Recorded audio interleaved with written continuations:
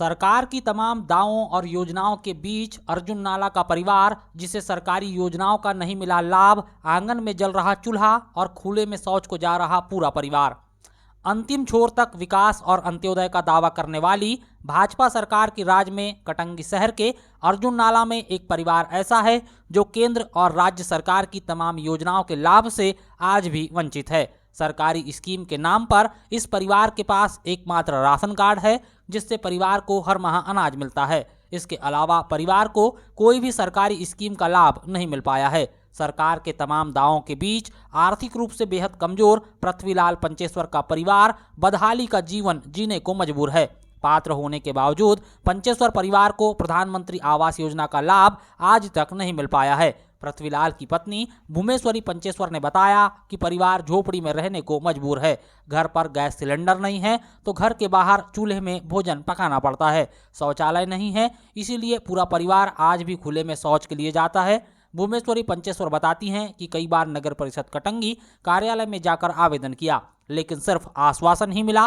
पंचेश्वर परिवार की आर्थिक हालत का अंदाजा इसी से लगाया जा सकता है कि इस परिवार की महिला का बैंक में खाता तक नहीं है। भूमेश्वरी ने बताया कि पैसा न होने के कारण बैंक में खाता नहीं खुलवा पाई, जिस वजह से राज्य सरकार की लाडली बहना योजना का भी लाभ नहीं मिल पा रहा है।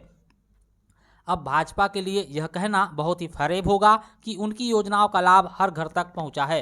भाजपा के इस राज में अफसरशाही ने घर घर जाकर नागरिकों को सुविधा मुहैया करवाई है और भाजपा कार्यकर्ताओं ने विकसित भारत संकल्प यात्रा या फिर विकास यात्रा के जरिए हर घर जाकर इसका मूल्यांकन किया है कि हितग्राहियों को योजनाओं का लाभ मिल रहा है या नहीं। अगर वाकई में ऐसा होता तो अर्जुन नाला का पंचेश्वर परिवार शायद इस तंगहाली में जीने को मजबूर न होता। वैसे तो भाजपा सरकार का दावा है कि अंत्योदय के जरिए समाज के अंतिम छोर पर बैठे हुए व्यक्ति का भी विकास हुआ है, लेकिन विकास की गंगा में पंचेश्वर परिवार कैसे छूट गया, यह कोई नहीं बता पा रहा है। समाज के अंतिम व्यक्ति के उत्थान और विकास का दावा यहाँ कैसे फिसल गया, जबकि पंचेश्वर परिवार गांव के किसी कोने में नहीं बल्कि शहर के अर्जुन नाला में रहता है।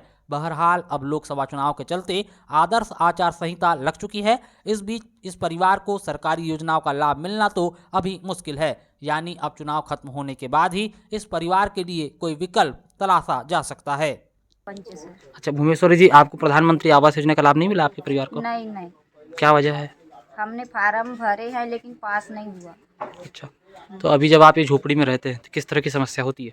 जैसे पानी आता है तो बहुत पानी गिरता है, सोने की दिक्कत हो जाती है, खाना पीना बनाने के लिए नहीं है अंदर पे जगह, ये बाहर है चूल्हा, तो अंदर बहुत परेशानी से गुजरना पड़ता है। कभी कभी बारिश में तो भूखे भी रह जाते थे हम लोग। मतलब बच्चे को लेके मैं रहती थी, मेरे जो मिस्टर है वो नागपुर चले गए थे, तो मैं बहुत परेशानी झेली हूँ ऐसे झोपड़ी में। तो अभी आपके पति कमाने नहीं जाते हैं? हाँ, मतलब जो काम मिलता है वो रोजी मजदूरी, दिहाड़ी मजदूरी करते हैं? हाँ, क्योंकि मतलब रहने के लिए नहीं है, उसको देना चाहिए ना। हमने फार्म भरे हैं तो पास नहीं हो रहा है। सरकार की कौन कौन सी योजना का लाभ मिला है आपको? कोई भी नहीं। उज्ज्वला गैस मिली? नहीं। उज्ज्वला गैस नहीं मिली। अच्छा, ये अभी जो मध्य प्रदेश सरकार ने एक लाडली बहना जो स्कीम लाई थी, उसका लाभ मिला आपको? नहीं, उसका भी लाभ नहीं मिला क्योंकि खाता नहीं था ना, खाता खुलवाने के लिए भी पैसे नहीं थे, इसलिए वो हमारा नहीं पास हुआ 1200 वाला। अच्छा, वो भी पास नहीं हुआ? नहीं। और किसी सरकारी योजना का लाभ मिलता है आपको? नहीं, किसी का नहीं मिला। कोई गैस सिलेंडर नहीं मिला, संडास बाथरूम के लिए भी फार्म भरे थे ये 1520 का, वो भी नहीं मिला।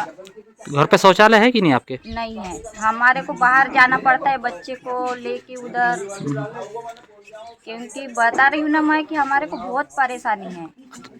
हम आपसे एक चीज़ जानना चाहेंगे, जब ये नेता लोग इतने बड़े बड़े दावे करते हैं कि हर घर में शौचालय बन चुका है, तो कभी आप ऐसे नेताओं के पास गए कि नहीं? नहीं, नेताओं के पास नहीं गए। हम वहाँ गए थे नगर पालिका में, हमारा पास करवा दो करके घर का, तो हाँ बोलते हैं लेकिन पास नहीं हो रहा है। जो चुनाव के दौरान कभी वोट मांगने आते होंगे नेता इधर आपसे, जैसे फिर लोकसभा चुनाव होना है, तो आप कभी अपने नेताओं से बताते हैं कि नहीं कि आपके पास मकान नहीं है? बताए थे ना कि हमारा मतलब रहने के लिए घर नहीं है, घर गिर गया है, ऐसा पाल पन्नी का में झोपड़ी में रहते हैं। अब सुना ही नहीं करते कोई, तो क्या कर लेंगे। हमारे को बार बार बोलो तो अच्छा नहीं लगता।